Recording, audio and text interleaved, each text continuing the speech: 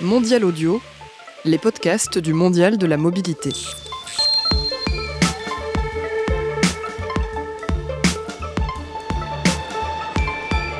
Le Mondial de la mobilité nous accueille au cœur du Mondial de l'auto pour cette nouvelle émission de voyage en mobilité. Nous allons passer quelques minutes ensemble, une demi-heure consacrée à une des grandes tendances de la mobilité de demain.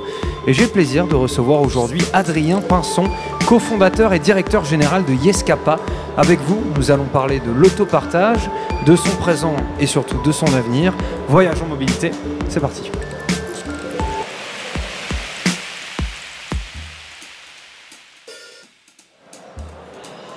Alors Adrien Pinson, je le disais, vous êtes donc le cofondateur et directeur général de Yescapa, une entreprise de location de camping-cars et vannes aménagées entre particuliers, lancée en 2012 du côté de chez moi, de Bordeaux. Alors dites-nous plus exactement, Yescapa, ça consiste en quoi ? Alors bonjour, merci pour l'invitation. Avec plaisir. Yescapa, donc on fait de la location de vannes, fourgons aménagés et camping-cars entre particuliers. Dans toute l'Europe, on a des véhicules en France, en Espagne, en Italie, au Portugal, au Royaume-Uni et en Allemagne. Donc le concept est simple, c'est de la location entre particuliers. Donc si vous êtes propriétaire d'un camping-car, d'un van ou d'un fourgon aménagé, vous déposez votre annonce sur la plateforme. Nous, on s'occupe de tout ce qui va être assurance pendant la location, de tout ce qui va être assistance et de faire en sorte en fait que ce soit le plus sécurisé et le plus facile possible pour vous. Et à l'inverse, si vous êtes locataire, que vous avez envie de partir en voyage, de faire un surf trip, d'aller découvrir l'Italie en famille, d'aller sur un événement sportif, vous allez sur Yescapa et vous choisissez le camping-car qui correspond à vos besoins, que ce soit un fourgon, enfin celui que vous voulez à côté de chez vous, et vous partez en vacances. Ok, vous mettez en liaison avec celui qui propose son camping-car, etc. Et puis c'est simplement clé en main. Il y a quoi ? Il y a un contrat à ce moment-là qui est passé ? Alors oui, il y a un contrat de location qui est signé entre le locataire et le propriétaire. On propose d'ailleurs depuis récemment le contrat numérique via l'application mobile sur iOS et sur Android. Donc ça permet en fait, quand vous arrivez au moment de la prise en main du véhicule, mais vous faites tout le tour du véhicule avec l'application, avec le propriétaire. Ouais. Et en fait d'avoir une bonne prise en main du véhicule et de partir serein pour votre week-end ou vos vacances. Il n'y a pas de contre-indication particulière pour prendre le volant d'un camping-car, quoi. Alors non, on a souvent la question sur est-ce qu'il faut un permis spécial, comment ça se conduit, le gabarit est quand même compliqué. En fait, un camping-car, la plupart se conduisent avec un permis B, donc le permis voiture habituel. Sauf pour les camping-cars de plus de 3,5 tonnes qui là passent dans la catégorie poids lourd, et en fonction de la date d'obtention de votre permis, vous devez passer le permis poids lourd ou pas. D'accord, ok. Mais pour la plupart des véhicules, c'est un permis tout ce qu'il y a plus classique, et ça se conduit en fait relativement, enfin très très bien en fait, c'est hyper facile. Juste on parlait de la remise des clés, du contrat, etc. Est-ce que c'est un moment où Yescapa intervient justement, servir de tierce personne, de liaison entre les deux ? C'est ça, nous on est tiers de confiance entre d'un côté un propriétaire qui va quand même donner les clés d'un véhicule qui roule, qui vaut plus de 50 000 €, donc qui va le donner à des gens qui rencontrent peut-être pour la première fois, et de l'autre côté des locataires qui vont partir en vacances, on n'en a pas beaucoup dans l'année, on a envie d'être sûr que ça se passe bien. Donc nous on construit vraiment toutes les briques pour faire en sorte que ça se passe bien. Une des principales, on travaille notamment avec la Maïf en France. D'accord. Pour assurer toutes les locations en multirisque, ce qui fait que si vous avez un problème, vous tombez en panne sur l'autoroute, vous êtes assisté directement. Et pour un propriétaire, si malheureusement le véhicule devait revenir avec un dommage, c'est pris en charge par notre assurance. Ouais. Ça n'a pas été trop compliqué justement d'aller voir les assurances et de leur dire on va faire ça. C'est des gens qui vont s'échanger des véhicules, il faudra que ce soit assuré tout risque. Comment ça s'est passé ? Alors, on s'est créé en 2012, on est deux associés avec Benoît Panel et moi. Et donc on arrive devant les assureurs en leur expliquant voilà, on veut créer un service de location de camping-car entre particuliers. Et à l'époque, Blablacar commençait à décoller, ça s'appelait encore covoiturage.fr. Airbnb commençait à être connu, mais pas tant que ça. C'était vraiment les débuts de l'économie du partage. C'était quelque chose d'assez nouveau. Et les assureurs n'avaient pas forcément les produits adaptés à ces usages-là. Donc ça veut dire qu'on va avoir... Pour un assureur, c'était facile d'assurer une flotte de camping-cars de professionnels. Donc un professionnel qui a 120 camping-cars, ils savent les assurer, il n'y a pas de problème. Un camping-car de particulier, pas de problème, on sait l'assurer. Par contre, une flotte de camping-cars de particuliers, ça a été vraiment un vrai sujet. Il a fallu toquer à beaucoup de portes pour enfin avoir un contrat qui avait les garanties qui pour nous étaient minimum pour commencer le service. C'est quoi la genèse de votre projet? Je sais qu'il y a une petite histoire assez intéressante, une sorte de mésaventure que vous avez vécue qui vous a donné envie de lancer Yescapa. Alors oui, c'est mon associé Benoît qui en fait il voulait partir en Angleterre et avec son fils tous les ans il partait dans une destination différente et il se dit pourquoi pas, d'habitude il partait en hôtel plus location voiture et il regarde, ouais bon c'est pas mal mais c'est un peu cher et au final il se dit tiens mais un camping-car pourquoi pas, ça fait à la fois l'hôtel, à la fois la voiture, en plus je peux cuisiner dedans, niveau budget ce sera intéressant. Donc il regarde chez les professionnels, combien ça coûte. Ouais, quand même, c'est un petit peu onéreux. Il y a sûrement un Anglais qui a un camping-car dans son jardin, qui s'en sert pas et qui voudrait me louer. Il regarde et au final, il l'a pas trouvé. Bon, il est quand même parti en Angleterre, il a fait son voyage et en revenant en France, il a regardé qu'est-ce qui existait, etc. Et en fait, ça n'existait pas un service qui propose vraiment de louer un camping-car de particulier. Et surtout en fait de le faire avec toutes les garanties pour sécuriser aussi bien le propriétaire le locataire. De là, donc c'est en 2011. En octobre, il va sur un start-up week-end en Bretagne. Moi, je venais de terminer mes études. J'étais sur un autre projet de start-up sur des tickets dématérialisés qui n'a pas marché. Et je rencontre Benoît. Il me parle de cette idée de louer des camping-cars entre particuliers. On sympathise, on fait le start-up week-end ensemble. Et à la fin du Startup Weekend, on passe devant le jury, donc un jury composé d'experts, qui nous dit allez-y, il y a quelque chose à faire. On se tape dans la main, je commence à réaliser le site web, la plateforme, Benoît commence à démarcher les assureurs, et c'est parti comme ça, on a créé la société en mai 2012.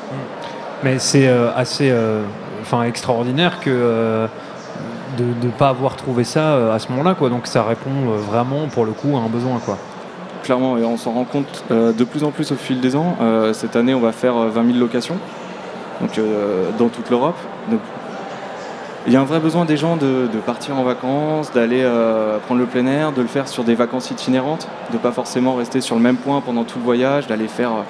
justement d'avoir cette liberté de se dire je me déplace, de toute façon j'aurai un endroit où dormir, quoi. Exactement. Ouais. Et en fait, ce qui est le plus intéressant là-dedans, c'est que... un camping-car, on s'en sert quoi? 2-3 semaines, peut-être un mois par an, en règle générale. Donc c'est vraiment un complément de revenu pour le loueur qui est pas du tout négligeable vu le rythme d'utilisation d'un camping-car en règle générale, quoi, non? Clairement, surtout, par exemple, vous êtes actif, donc vous n'avez pas beaucoup de vacances dans l'année, donc vous allez pouvoir utiliser votre véhicule sur certains week-ends, sur certaines vacances. Par contre, toute l'année, vous allez payer les frais d'assurance, vous allez payer les frais d'entretien, potentiellement le crédit sur un véhicule qui vaut quand même assez cher.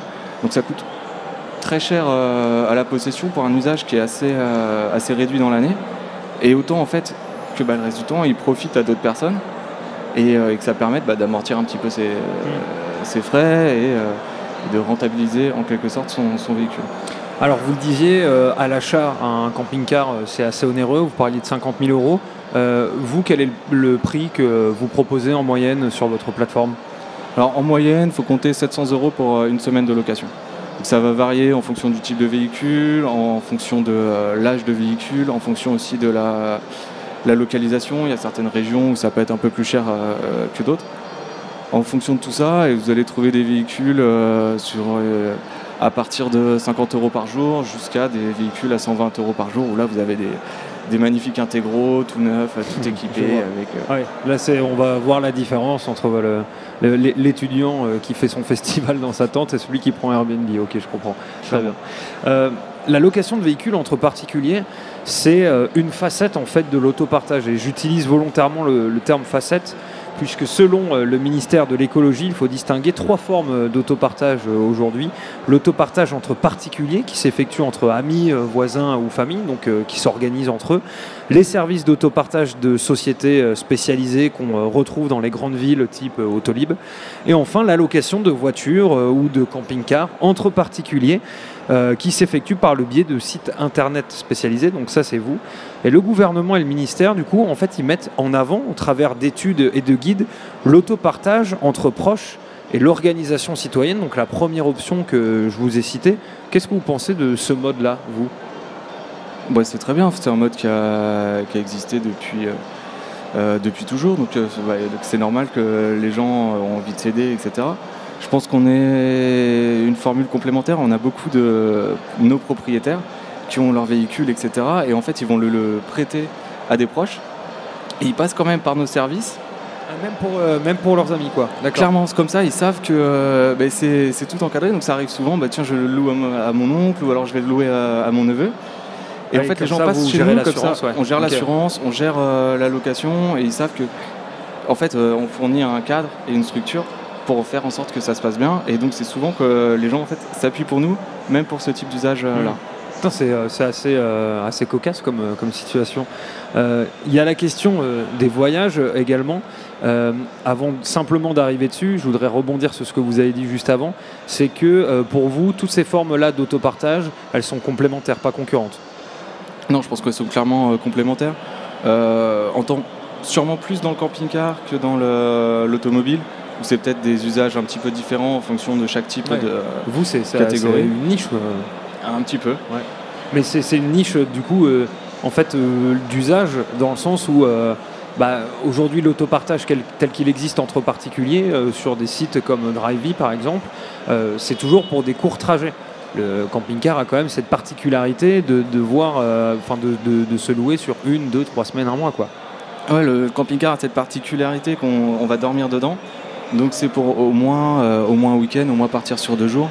On a des gens qui vont prendre un camping-car du samedi matin jusqu'au dimanche après-midi pour aller se balader, profiter sur une période courte. Mais on ne va pas avoir de gens qui vont louer sur une après-midi ou sur 1 ou 2 heures pour aller faire les courses. Qu'on a un usage différent quand même par rapport aux voitures. C'est vraiment des vacances, ça va être des compétitions sportives, ça va être pour aller aux 24 heures du Mans, ce genre d'usage-là. Comment ça se passe chez vous en termes de litige ? On sait qu'il y a une assurance qui est faite, mais est-ce qu'il y en a beaucoup qui reviennent à vos oreilles de personnes qui auraient rendu un véhicule en mauvais état, etc. Alors ça arrive et c'est pour ça aussi que notre service est important pour les propriétaires. Ça peut arriver que pendant une location, on n'ait pas fait attention au gabarit et qu'il y ait un pare-choc qui soit abîmé. Dans ces cas-là, le locataire revient, ils font l'état des lieux retour avec le propriétaire, ils constatent les dégâts. Derrière, ça va être pris en charge par notre assurance, donc la Maïf notamment en France. Ça veut dire que le propriétaire n'aura rien à payer, son véhicule sera remis en état et ce sera payé par notre assureur. Je voulais vous parler justement, je vous le disais tout à l'heure, de la question des voyages. Vous le savez, ils forment la jeunesse et ils tiennent une place très importante. Vous l'avez dit tout à l'heure dans les préoccupations des Français. Et justement, vous, l'un de vos arguments de vente, c'est la démocratisation des voyages. Expliquez-nous ça. On veut promouvoir les voyages itinérants, les vacances sur les routes, d'aller se balader dans une région, la découvrir point par point, pas forcément rester pendant tout le séjour au même endroit, mais en tout cas prendre le temps d'aller découvrir. Par exemple, en France, vous allez pouvoir faire tous les châteaux de la Loire et le camping-car en fait s'y prête super bien parce que vous allez à côté d'un château, après vous trouvez une aire sympa, vous y restez pour la nuit, vous allez découvrir un autre château.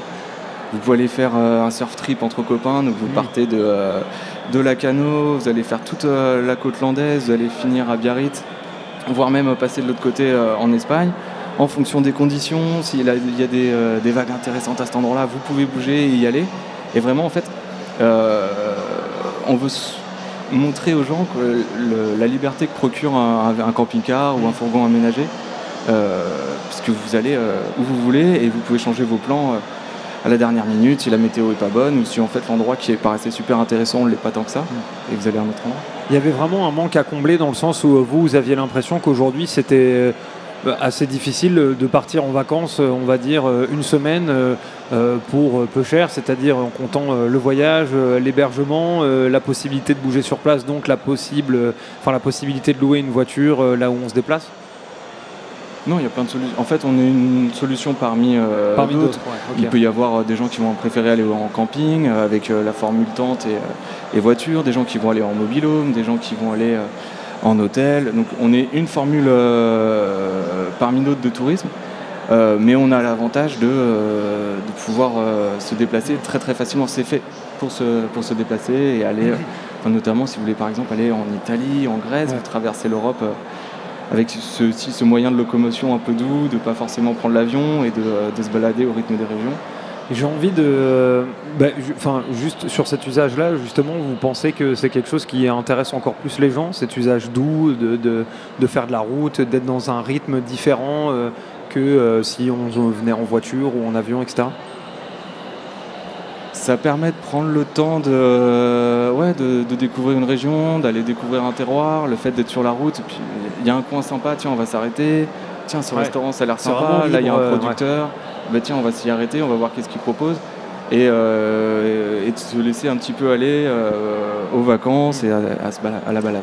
Sur l'état du marché du camping-car ou de sa version van ou fourgon, on peut dire que c'est un marché qui a le vent en poupe, puisque les ventes de véhicules neufs ont progressé de 14,9% en Europe l'an dernier. Le potentiel est assez grand, avec un parc de 800 000 véhicules qui roulent en Allemagne. C'est le premier marché européen d'ailleurs. 480 000 en France. Vous, votre plateforme, elle propose déjà 5000 véhicules, beaucoup plus d'ailleurs que n'importe quel loueur professionnel, je le dis. Mais comme tout le monde, en fait, il va falloir s'adapter, je pense, puisqu'on vit dans un monde où on a une transformation de la mobilité qui est assez importante. Comment concilier, pour vous, caravaning et mobilité du futur ? Dure question. Ouais. On pense qu'il va y avoir beaucoup de services. On aime beaucoup notamment... alors, une des questions, ça va être le stationnement des camping-cars. Comment on peut stationner et faire cohabiter toutes les formules, que ce soit des campings, des aires de stationnement, et faire en sorte que ça se passe bien au niveau européen. Il y a des différences de législation entre l'Espagne, le Portugal, la France ou les pays scandinaves. Il y a beaucoup de gens qui travaillent à fournir des outils. Je pense notamment à France Passion en France, qui en fait fournit un guide. Alors c'est une carte, et en fait c'est des agriculteurs. Donc ça va être des viticulteurs, des éleveurs, des gens qui ont des exploitations. Et en fait ils vont accueillir gratuitement les camping-cars chez eux, dans leur terrain. Souvent, ils vont montrer leurs produits. Donc la promesse est sûrement d'acheter, goûter les produits du producteur. Et ça permet en fait de stationner dans un cadre qui est souvent assez magique. C'est des petits coins de paradis. Et en même temps de goûter un petit peu le terroir et d'avoir une expérience un peu plus sympa que... Ouais, c'est coopératif, quoi. Exactement. Okay, très bien. Est-ce que pour vous, en parlant de cette mobilité du futur, traverser l'Europe en camping-car électrique bientôt, ça va être ça l'objectif ? Il y a un modèle qui va sortir, là, je crois, chez Volkswagen. Ils ont refait le combi, mais en version électrique. Alors, je crois que c'est encore à l'étape de concept car. Mais ouais, clairement, c'est à mon avis un des développements du marché vers l'électrique. Le camping-car s'y prête assez bien. On parle aussi de voitures autonomes.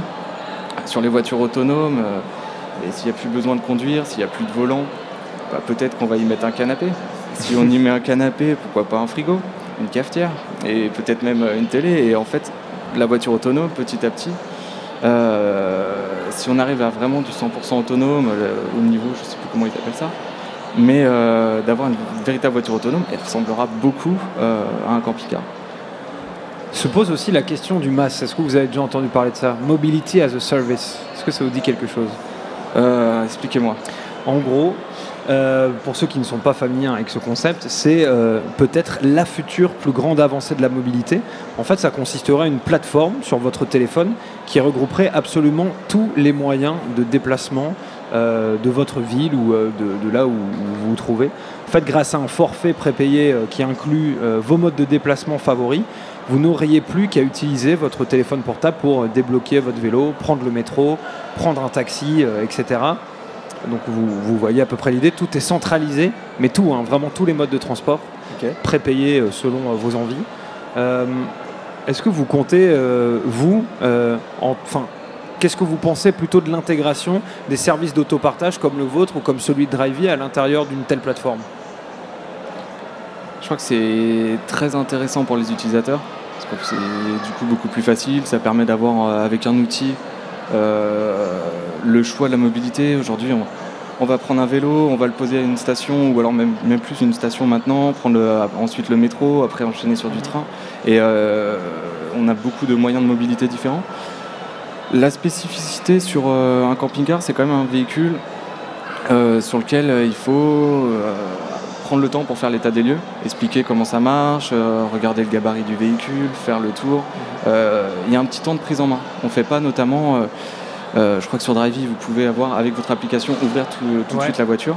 Nous, le propriétaire est à chaque fois présent à l'état des lieux de départ. Il n'y a pas trop de choix en même temps. Oui. Mais c'est quelque chose sur lequel on ne travaille pas parce qu'il y a besoin vraiment, le jour du départ, d'avoir le propriétaire qui va expliquer comment ça marche un camping-car, ce que vous allez dormir dedans, si vous partez en hiver, comment marche le chauffage, comment va marcher la gazinière. C'est pas très compliqué à utiliser, mais par contre, il y a quand même une prise en main et c'est un véhicule. C'est un peu plus compliqué que. Pour vous, l'intégration au mât, c'est pas forcément hyper pertinente, quoi. Pourquoi pas, mais il faudra voir comment nos propriétaires ont une expertise et comment l'intégrer dans les masses. Ça marche. Merci beaucoup en tout cas d'être venu nous voir. Adrien Pinson, je rappelle que vous êtes le cofondateur et directeur général de Yescapa. On a parlé d'autopartage avec vous. Yescapa, vous pouvez nous rappeler en une phrase ce que c'est ? Yescapa, on est les leaders en Europe de la location de vannes, fourgons aménagés et camping-cars entre particuliers. Merci beaucoup d'être venu. Merci à vous. Vous êtes bien entendu le bienvenu. Vous pouvez revenir quand vous voulez. Vous nous retrouvez en podcast sur le site mondial-paris.audio et sur les applications de podcast en tapant mondial-audio. Nous sommes aussi sur les réseaux sociaux, Facebook et Twitter. N'hésitez pas à en parler autour de vous. On se retrouve très bientôt. À la prochaine.